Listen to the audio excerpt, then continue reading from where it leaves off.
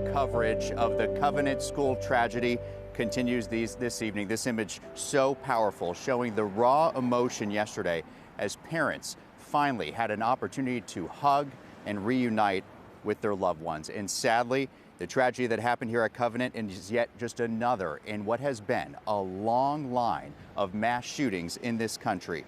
The 2018 shooting at Marjory Stoneman Douglas in Parkland, Florida, claimed 17 lives and injured 17 people on that horrific day. And one of the students killed in the Parkland shooting was Joaquin Oliver.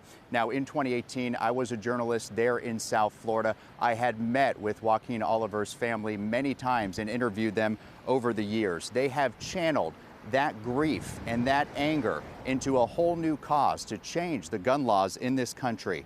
This morning, I had another opportunity to speak with Joaquin's dad, Manuel Oliver, and he has one simple but bold message for not just Nashville, but every school in this country.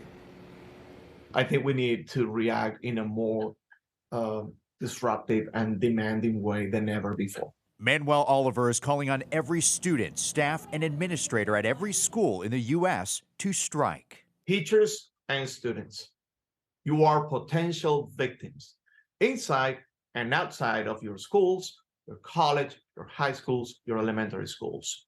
However, you have the power to send a message. You are a strong force that together could make a decision that will force our representatives to make things happen. Manuel says this is not a walkout because that is temporary. This is a walk away for days, maybe weeks, from every school, public and private. We start small and we go bigger. I don't see any other option here. After Manuel's son Joaquin was killed in the Parkland shooting, he launched Change the Ref. Ever since, their mission has been to take on the NRA, the pro-gun lobby, and its politicians through activism. From D.C., where Manuel unfurled this massive banner for President Joe Biden to read, which said 45,000 people died from gun violence on your watch, to Nashville, where just a few weeks ago he met with a man whose brother was killed in the 2018 Antioch Waffle House shooting, and Texas, where they labeled 52 school buses with shooting sites, representing the more than 4,000 children lost to gun violence. And now this week, after the Covenant shooting, Manuel wants to see a school strike. The reality is that if we don't do this, if we don't take a big action with an easy to understand call to action, things will keep on happening.